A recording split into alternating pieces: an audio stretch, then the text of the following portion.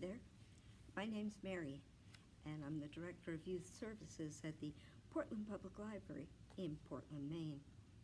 And I'm here to continue reading our book tonight. Our book that we're reading is Welcome to the Bed and Breakfast. The book is by Joan Carris and illustrated by Noah Z. Jones. It was published by Candlewick Press in 2006. Now, where we left yesterday, Grandpa Bender, who is caring for a very, very sick puppy, and Ernest, his pig, Gabi, his minor bird, are all wondering what has happened to Millie, the young cat, who is very, very upset that Grandpa is spending so much time caring for this little puppy. And so, we'll continue. Chapter 10, The Search is On. After lunch that day, Grandpa spoke on the phone with Anna Lee. "We're okay," he assured her. "The puppy's eyes are open," and he grew quiet, listening. "Thank you. I'd love to keep him, of course, but he's taking just enough formula to hang on and no more. It's called failure to thrive, and after 9 days, well," Grandpa's voice dwindled. Failure to thrive. Ernest didn't like the sound of that. From her curtain rod, Gabi looked down at the pup. "Ah, wee Laddie, she said, this time in a friendlier tone. Ernest moved so that he sat next to Grandpa, touching. After a short conversation with Anna Lee, Grandpa hung up the phone. When he left the office, Gabi rode on his shoulder, but Ernest went to the aviary known as Bender's Bird Camp.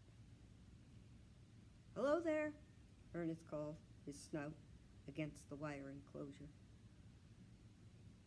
"Hello there," repeated a green parrot from a nearby crabtree apple. Ernest said, I hope you can help out. Grandpa's having a bad time, and he needs to find someone. It's a cat."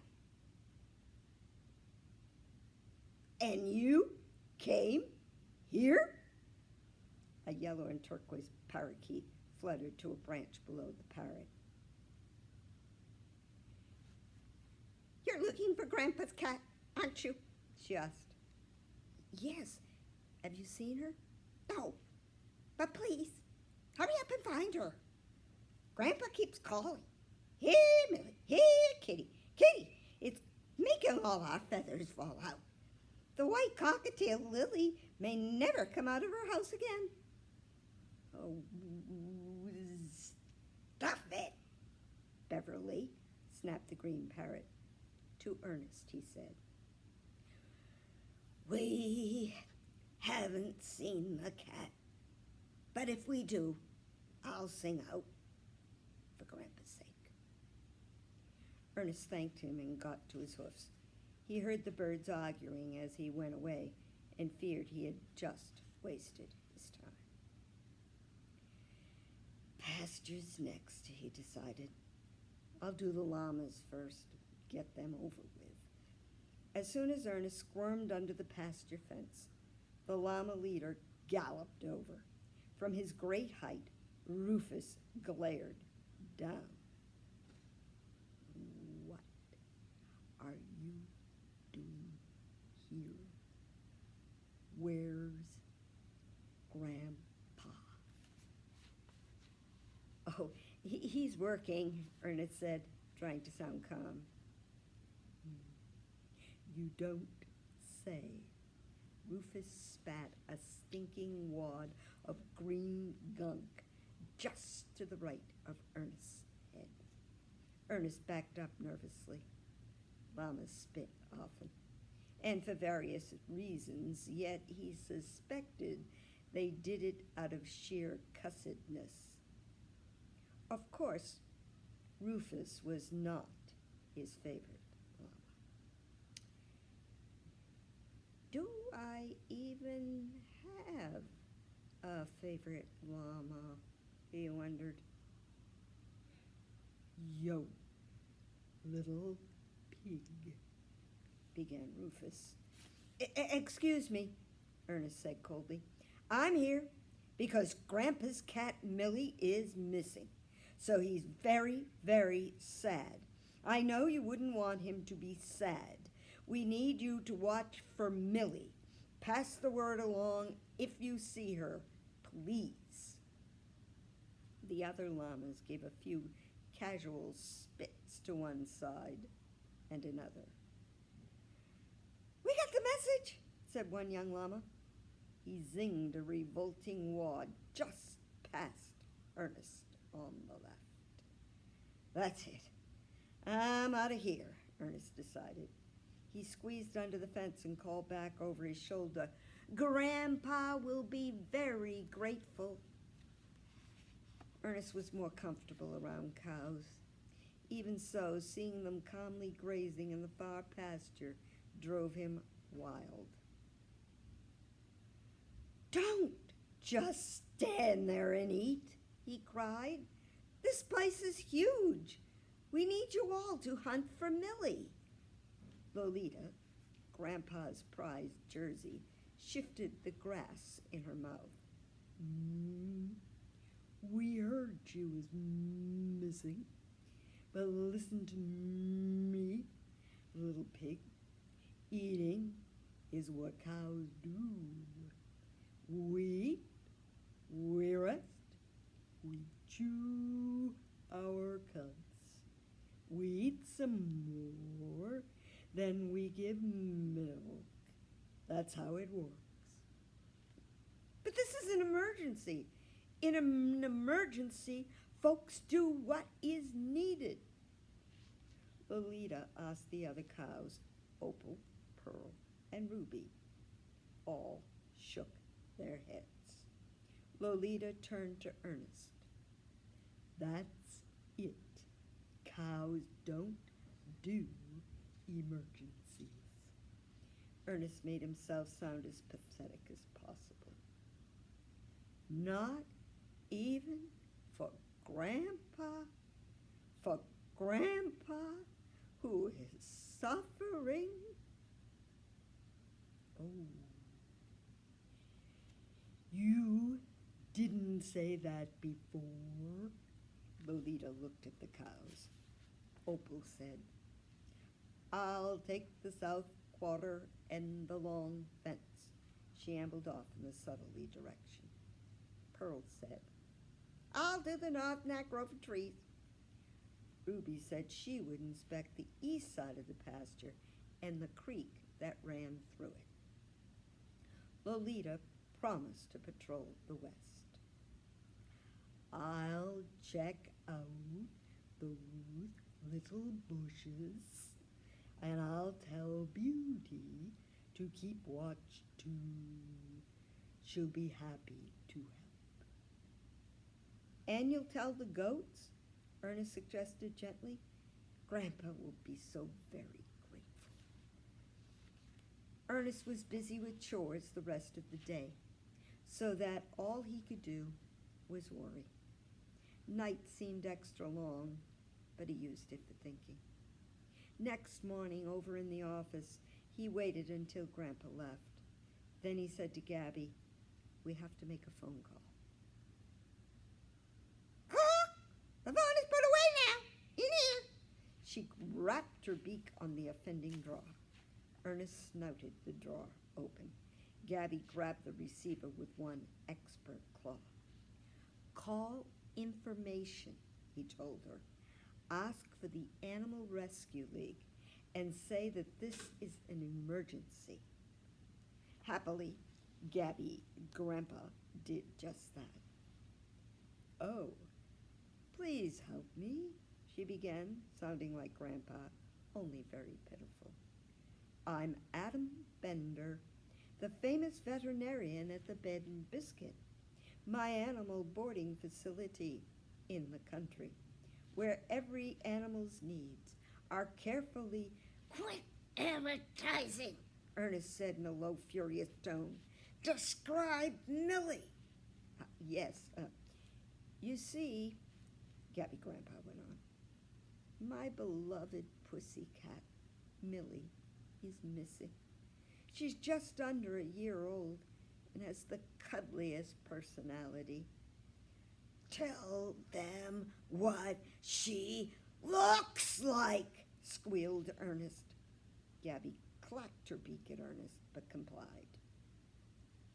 Millie is the color of orange marmalade with a striped tail. She has very sharp white teeth, white tip on the tail, big green eyes, and a white bib under her chin. We all miss her and need you to look for her.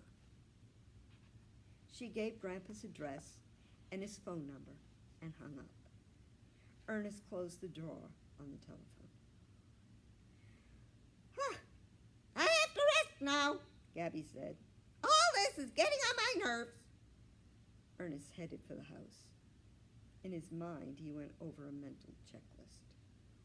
Chickens, animals in the pasture, birds in the aviary.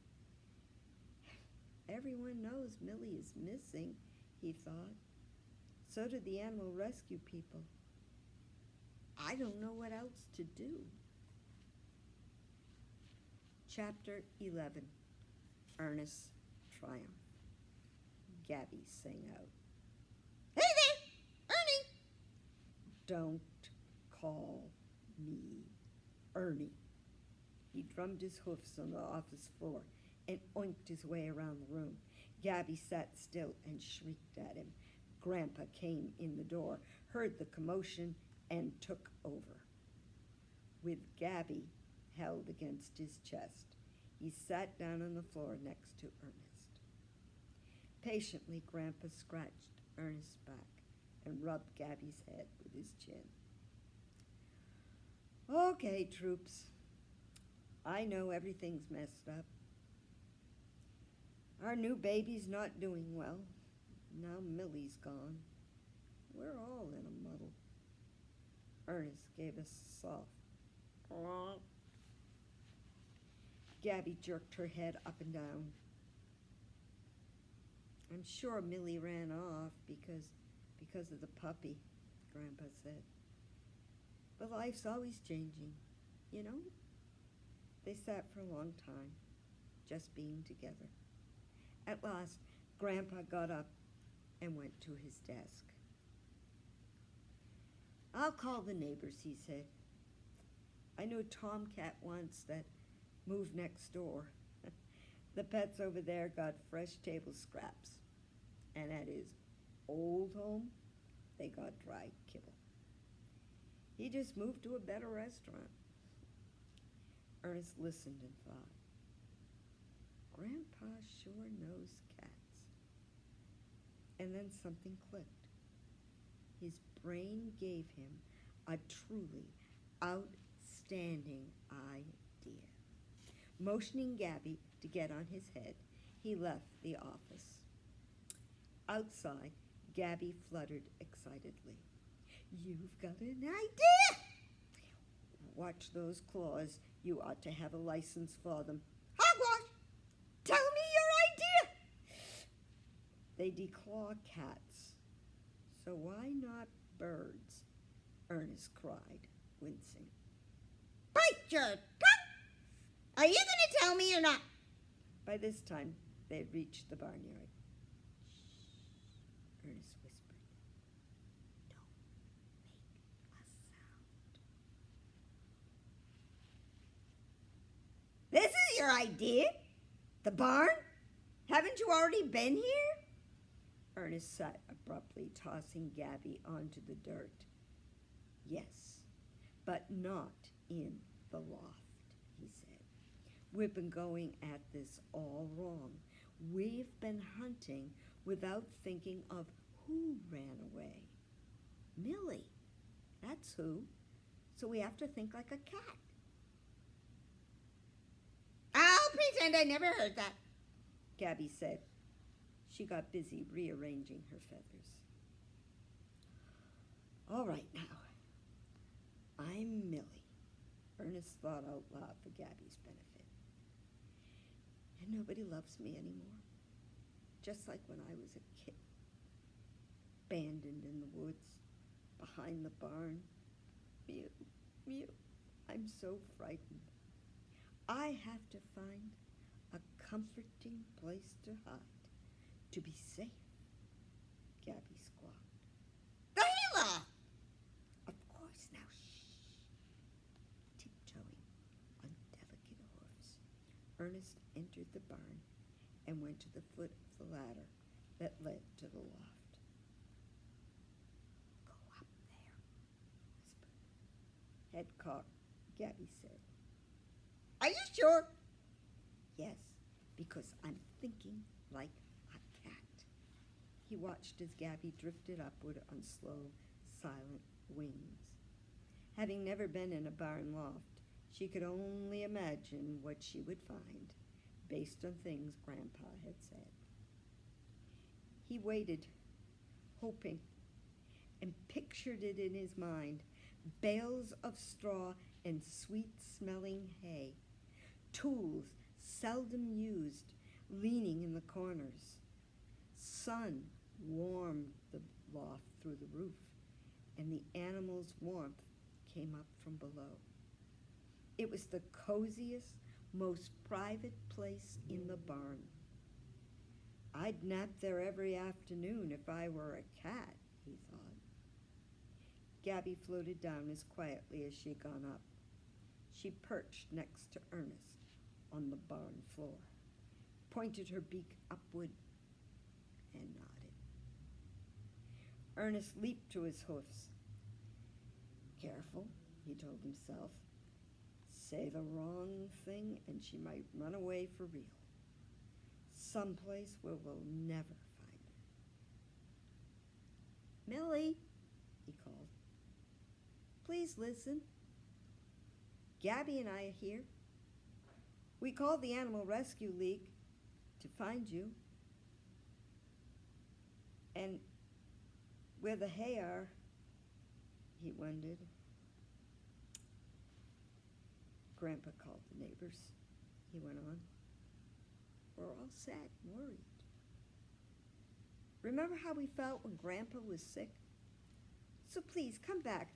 Don't worry about the blanket. I found it, and it's fine. But Grandpa isn't. Not at all." Ernest stopped, afraid he'd said too much, or the wrong things. Beside him, Gabi waited, tail feathers twitching. A faint thump sounded overhead. In seconds, Millie's head appeared at the top of the ladder. "I didn't take it," she said. Ernest blinked up at her. "You mean the blanket?" "Right. You thought I took it, didn't you?" He looked down, embarrassed. "I knew it." Disgusted, Millie sat and began grooming her left paw. "Well, I was wrong, and I apologize. Now, come down and tell us what happened, please." Millie finished grooming her paw first. Then, claws digging into the heavy side piece of the ladder, she descended to the barn floor. "That's better," Gabi said. "Now things can get back to normal." "It will never be the same again." Millie gazed dramatically off into the distance. Ernest said, "That's okay. Life is more interesting this way." "Don't lecture us," Gabi squawked. "Anyway, we want to hear about the blanket. Millie, do you know who took it?" "Of course. You see, after Ernest told me to use my head, I thought, he's right. I love Grandpa, and this is my home. But I did have to think about it a while. The new baby's a dog, after all. But I decided I could learn to live with him. So I came out from behind the stove, and the puppy was hung up on the edge of his basket, trying to get out, I think. He's too tiny to run around. So I put him back in and took his little blanket outside to shake it, to make it fresh, the way Grandpa does. I'd planned to tuck him in, like Grandpa, Millie went on. I was going to tell him he was a stinky little orphan, but that he could stay, as long as he behaved himself. And, Ernest and Gabi said together, I was outside shaking the blanket, and along came those crows. Those loudmouth crows from the woods? Gabi asked. Yes, 3 of them. They're huge. The biggest one grabbed that blanket right out of my mouth and flew off. I knew you'd all think I had taken it, so I ran away. I was too scared to stay in the woods. I remembered that you liked the barn, Ernest replied. That's why we came here. Stop bragging, said Gabi. Let's go find Grandpa. On the way, Ernest told Millie how he had found the blanket. Ooh, those crows are so sneaky, she hissed. Perhaps, but I'm sneakier. My brain did it. You see why one pig per family's plenty? Gabi told Millie. They found Grandpa in the kitchen with a bowl of tomato soup. He wasn't eating, just staring down at it. Meow, said Millie, going to sit by his feet. Millie! My mama-laid kitty! Grandpa cried, scooping her up. He held her against his heart. Ah, Millie, I missed you. She snuggled up under his chin, and her purr was loud. After a time, Grandpa took all of his pets into the family room. He sat on the brown corduroy sofa with Millie on his right and the puppy on his left. He set Gabi on his shoulder. To Ernest, he said, and you keep my feet warm, you perfect pig. I know you found her. You don't have to tell me. He gave Ernest a slow, thorough scratching. Grandpa said, okay, troops, here we are, all together, just like we should be. We need to name our baby and get on with life. He looked down at the Scotty. Ernest stood up so that he could inspect the tiny dog on the sofa. It was the first time he had really looked at him all day. He's holding his head up, Ernest realized, and his nose is damp and shiny. Grandpa talked to the puppy. Somehow, you've survived, Laddie. You must have a good soul. So, I'm going to name you after one of the noblest old Scottish souls, a famous writer, Sir Walter Scott. Knock, knock. Animal Rescue League, someone yelled through the door.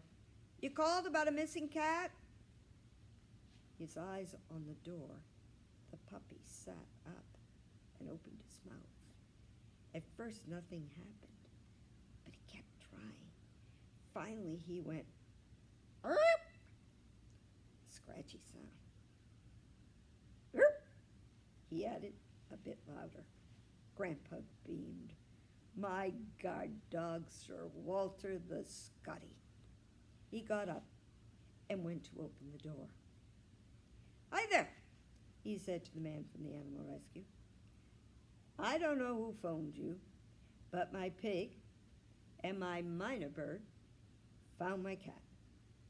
Thanks anyway for coming out. You folks do a great job." The man in the green uniform looked pop-eyed at Grandpa. "Your pig and your bird found your cat?" "Well, sure. Happens all the time." He shook his head in wonder and left. "Yep," Sir Walter said again joyfully. Ernest gave the Scotty a playful nudge with his snout. "See there? I told you it would work out." Millie started in on the puppy's right ear. "It will take me 2 years to clean up this dog," she said. "Yes, ma'am," Ernest thought. "That's our Millie." Satisfied, he flopped back down on the floor. His dependable brain had done it again. To Sir Walter, Gabi said, "Welcome to the Bed and Biscuit." Author's note. The animal behavior depicted in this book is based on well-researched animal facts. For instance, the hill myna, Gracula religiosa, is the outstanding mimic of the bird world. Imported from Vietnam for eager American customers years ago, they are rarely bought here today, except for zoo display. They will eat almost anything, but prefer fruit and live in tall trees in the wild. People who have owned mynas say that they make superb pets, but that they have minds of their own. Likewise, the pig has a mind of its own. Of all domesticated animals, the pig is definitely the brightest, and probably the stubbornest and sneakiest as well. A few wild creatures, dolphins, whales, and chimps, for example, may be smarter, but you'll find pig proponents eager to debate this. Given a chance, the pig will shower several times a day and never soil his living sleeping area. A pet pig trains as quickly as a kitten, but the litter pan must remain in a consistent place. He's a stubborn critter, and he dislikes change. In France, pigs sniff out truffles. A trained pig can detect these underground delicacies 15 to 20 feet away, and they're about a foot underground. Grandpa is wise to let his mini pig, Ernest, come and go as he wishes, for a pig hates being penned.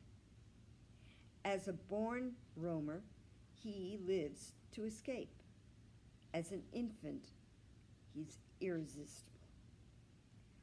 On to llamas. Yes, they spit often, and for unknown reasons, much of the time. Like Ernest, I do not have a favorite llama.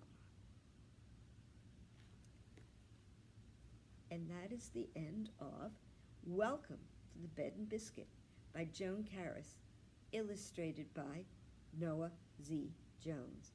It was published by Candlewick Press in 2006. And if you enjoyed this book, you may want to know that there are 2 more books in the series, There is Wild Times at the Bed and Breakfast and Magic at the Bed and Breakfast. And you'll get to meet all these characters again: Grandpa, Ernest, Gabi, Millie, and the pup, Sir Walter the Scotty. So I hope you've enjoyed this story, and we'll continue reading you stories. Again, I am Mary from the Children's Room at the Portland Public Library in Portland, Maine. And until next time, bye-bye.